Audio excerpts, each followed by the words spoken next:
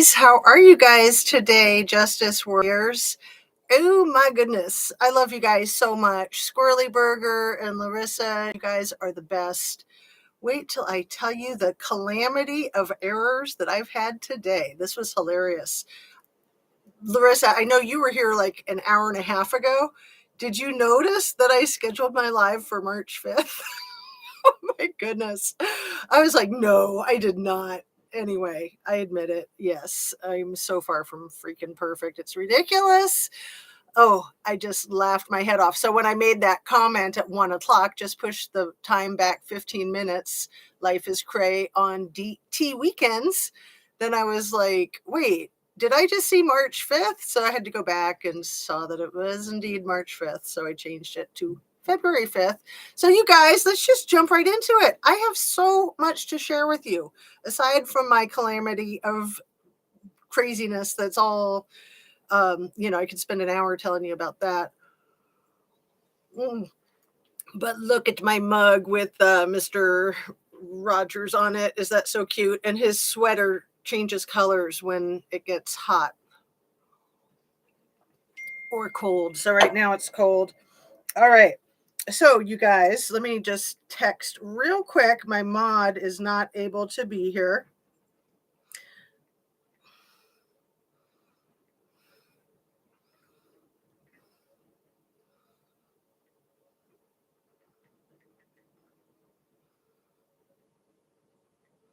Hold on. Sorry about that. In about an hour.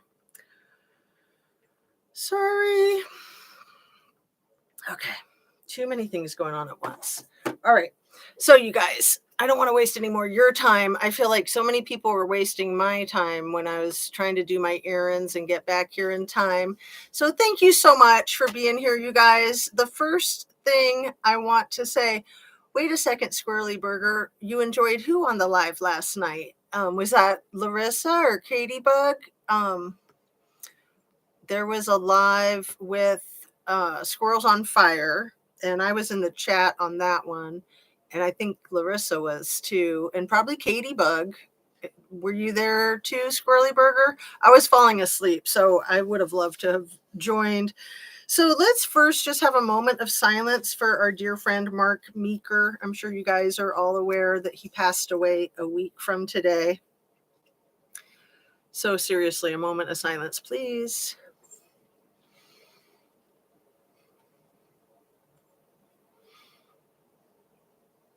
All right. And I see, yeah, Caleb Lee. I know I was really enjoying hearing Caleb Lee's voice too.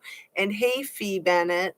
Yeah, rest in peace, Mark. And I'm hoping in the spirit world he can help with justice for these victims that are also on the other side, right? So where to begin, you guys? I'd like to just jump right into the meat of it. Let me tell you the thing that's been upsetting me the most, probably in the last day. It's been upsetting me, for a while, and I've spoken about it a few times, but it's really pissing me off right now. This is the van shoe print, right? The one latent shoe print. We've gone over that a few times. I've continued to go over it on my own and other channels. What pisses me off about that one shoe print is, first of all, how come there's one shoe print? And what makes anybody think that it belongs to the perp? And the way it's written in the affidavit, and I'll go over that with you guys, is that one van shoe print confirms Dylan's story. Did you guys catch that? I didn't really totally wrap my brain around that until just last night. I was like, that's absurd. I'll read it to you.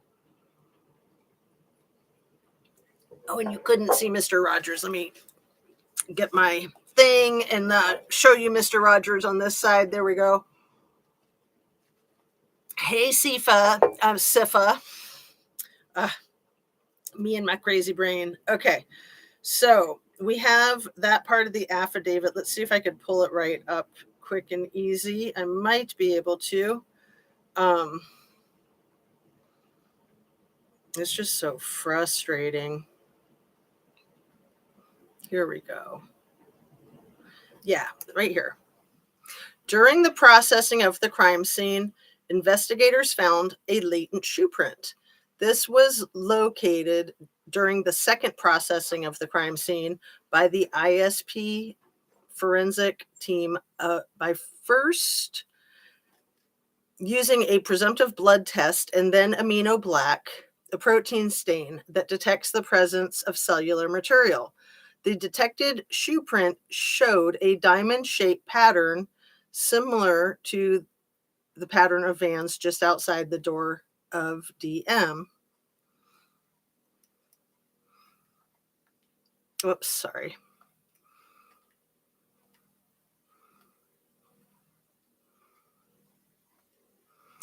This is consistent with DM's statement regarding the suspect's path of travel. Do you guys see what's so disturbing to me about that? So just outside the door of DM bedroom, located on second floor, this is consistent with DM's statement regarding suspect's path of travel. So one of the first things I want to say about this is how easy it is for law enforcement to write the narrative that they want. All they have to do is say that they have one latent shoe print that they didn't find the first time around. They only found it on the second time around with the presumptive blood test and then amino black. And that even though there's no mention of whose shoe it is, they say this is consistent with DM's statement regarding the suspect's path of travel. Okay. Am I the nutty bunny? It also is crazy to me that the assumption in the affidavit is that DM saw the suspect as they were leaving. And again, I could go back to that part of the affidavit. I don't want to bore you with reading you stuff, but they're trying to paint the picture that it was after the heinous massacres that she saw this person leave. But they don't know that he was leaving. For all we know, he was coming down the stairs and going into Xana's room. There's so many false assumptions, or what could be false assumptions. So let me jump in with everything I say is my opinion only, simply for the sake of conversation, hoping to open up an intelligent conversation in efforts of educating myself and hoping that other people will find some educational value here too.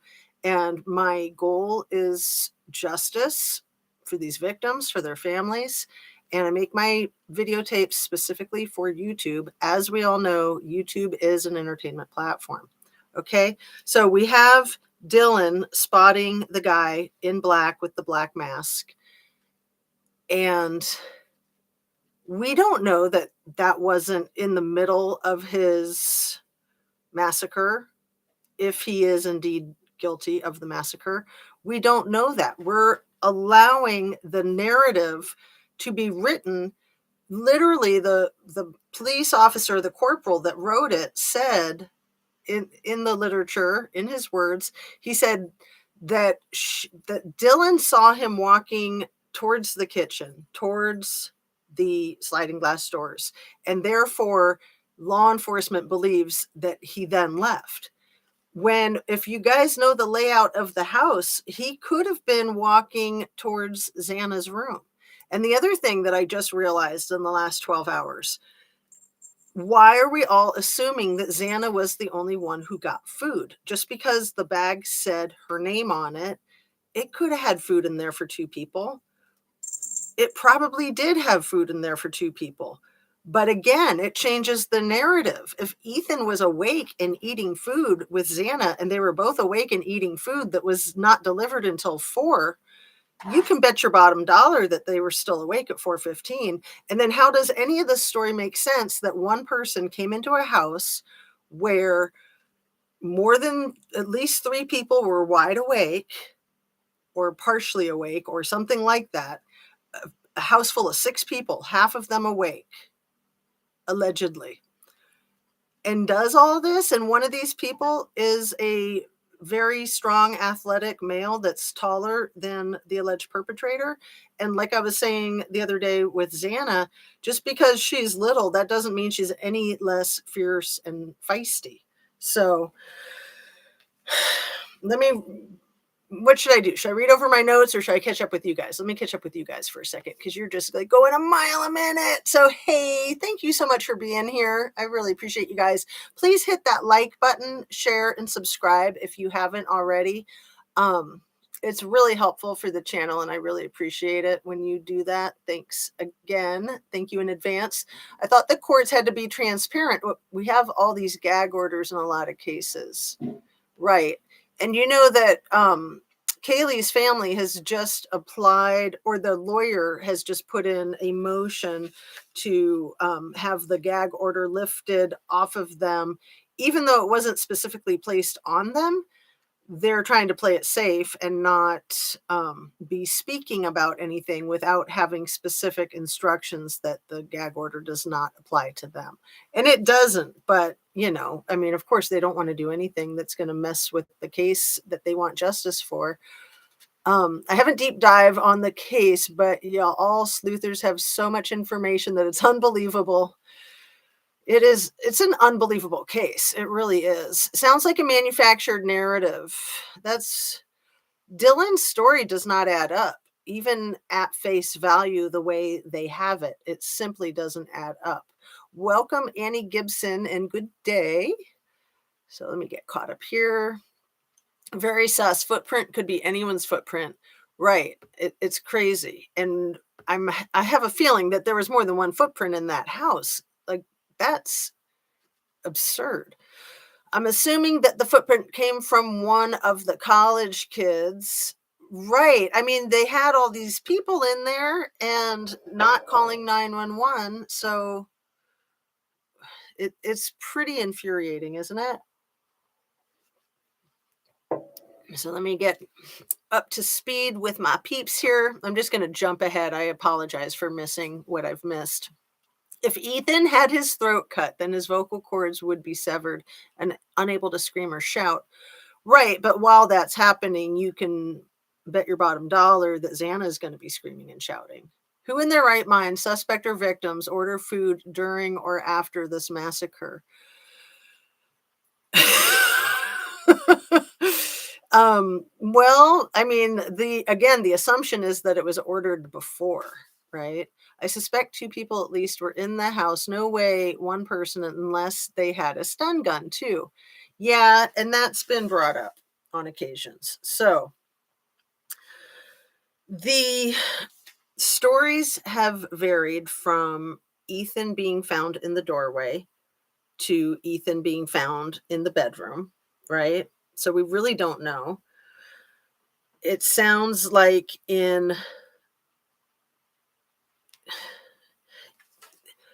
it sounds to me like they're trying to paint a picture that these people were asleep. And the more we find out, the more we know that these people were not asleep. So even the coroner said all these people were asleep in their beds, right? Come to find out, there's defensive wounds. People weren't asleep. People were eating. People were making comments on TikTok. GOP, if she had drug-induced psychosis, it could be hard to know what's imaginary or reality.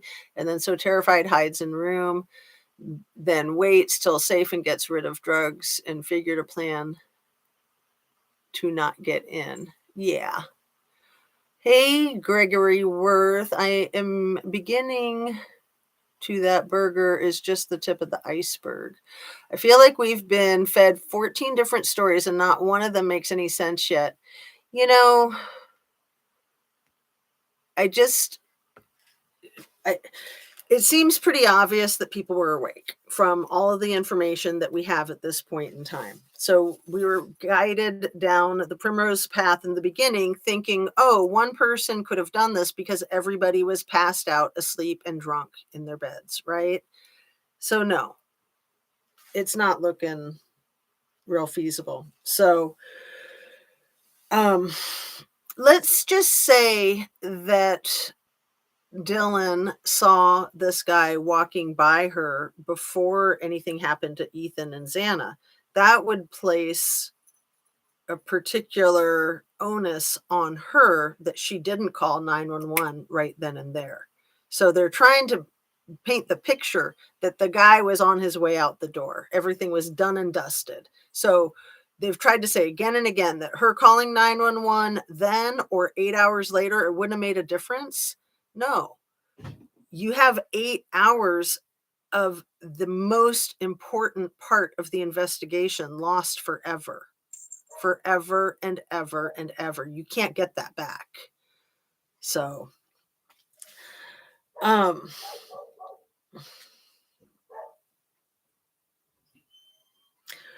the other thing that really frustrates me with the law enforcement is that they've made pleas, many, many pleas for getting people to bring them tips, right?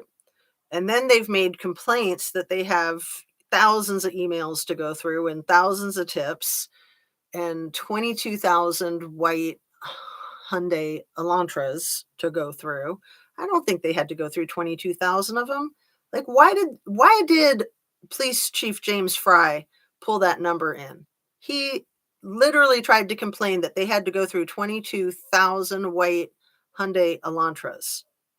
I don't think they had to sift through 22,000 of them. Do you? If you think that they didn't have to sift through 22,000 of them, please put a 1 in chat. If you think that they might have had to sift through 22,000 white Elantras, then put a 2, please. Okay. Imagine if he said, "I'm here to help you," and was talking to Dylan.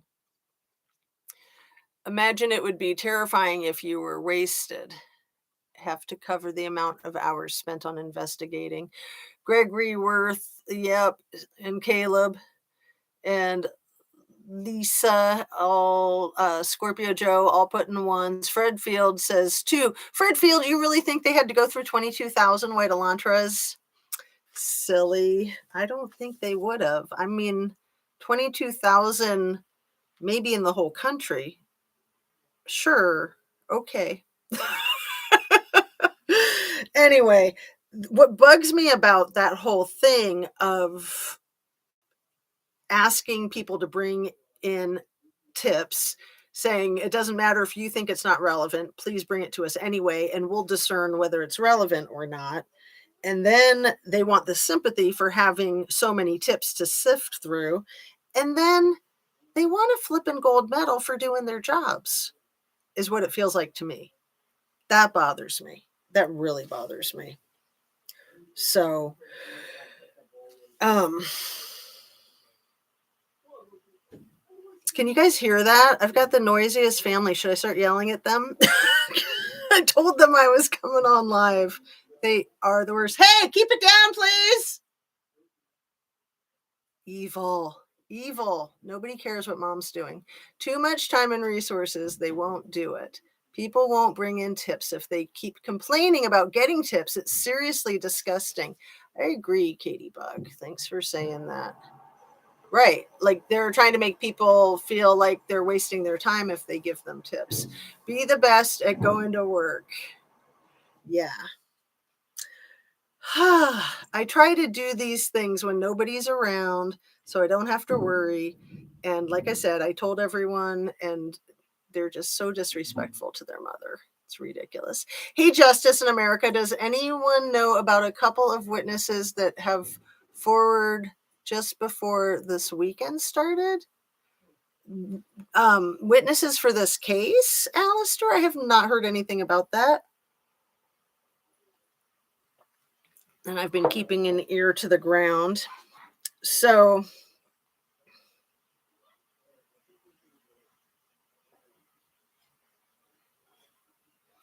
it's really hard for me to focus when I have all this background noise. I apologize, you guys.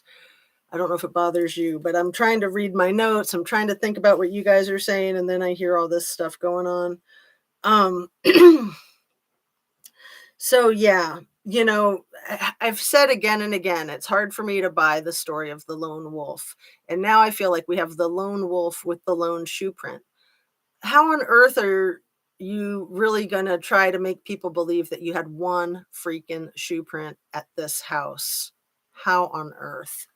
Oh, good, Katie Bug. You can't hear it. I'm glad. Reminds me of Placer, Nevada County with the tips. Who complains of getting tips? Oh, I'm so glad it's not distracting for you guys. Oh, poor me. Poor little old me. All right. So, there's not a lot of reason for people to come forward with their information. People on campus that have tips to give to the police, they're going to be discouraged from doing that, not only because the police are complaining, but because they don't want to be the rat, right? If there's problems with the sororities, with the fraternities, with the sorority sisters and the fraternity brothers, people are getting kicked out. Probation is, mandatory for a couple of these sororities that are in trouble. Yeah, they're not going to want to be ratting out their friends. And, the police aren't going to rat anybody out either. If law enforcement is making mistakes or having shortcomings, they're not going to bring that to anybody's attention. That's the last thing they're going to do. So, my concerns are dereliction of duty within the police department. They missed that shoe print on the first trip through, and then they allegedly find it on the second trip through. Could you say that's dereliction of duty right there, that they didn't get it on the first time? I don't know. I think it's a possibility. And the other thing I want to say, and I'm going to have to wrap up because my stupid computer just told me that my battery is low. So what a calamity of silliness this whole thing has been. But I'm happy to see you guys. Thank you for joining me. And I'll be signing off hopefully before my computer dies, because I, of course, left my cord in the other room because I didn't think I needed it. So my last thing that I wanted to talk about is law enforcement being honest, right? We all expect law enforcement to not be honest because they say that they can't share things, and they say that they will say whatever needs to be said to preserve the integrity of the case and of the investigation. So we're supposed to believe that the cops are honest when they tell us all the time that they're not being honest. And then if they are honest, aren't they going to be like screwing up their job? Like, it's sort of like an honest cop, I think I put this in the title, is like a unicorn. Like, they don't really exist. They do in theory. And believe me, I love law enforcement. Law enforcement that works with integrity is awesome, and it protects all of us. These people and their hard work protect all of us. And just the whole idea behind being honest is kind of silly because they can't be honest. They cannot be straightforward and do their job. And yet we're supposed to trust them. And I want to trust them. I really do. I really want to trust this law enforcement on this case, but I can't because their stories aren't adding up. What they're putting in the affidavit doesn't add up to me. And what is in the affidavit is supposed to be the absolute truth without a doubt, right? Anyway, I'm going to go ahead and sign off, you guys, because now I'm getting nervous that my computer is going to die. I will be on tomorrow morning at 8:30, and it'll be just regular, normal stuff. And I hope you guys can come back. Thank you so much for your being here and for not being annoyed with all these things that I'm so annoyed with.